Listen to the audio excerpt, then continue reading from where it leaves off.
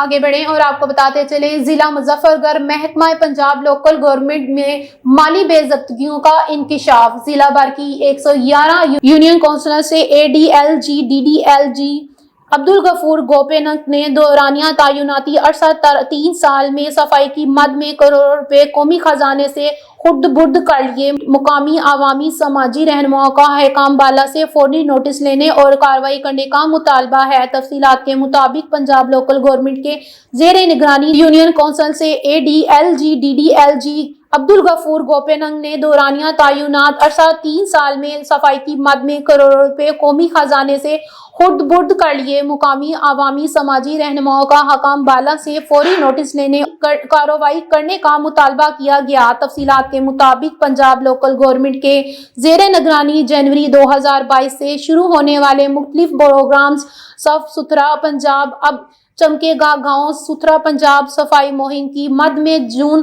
2024 تک ضلع بھر کی 111 یونین کونسل کے اکاؤنٹ میں 1,30,000 روپے جبکہ جولائی 2024 سے تاحال 1,60,000 روپے فنڈ مہیا کیے جا رہے ہیں۔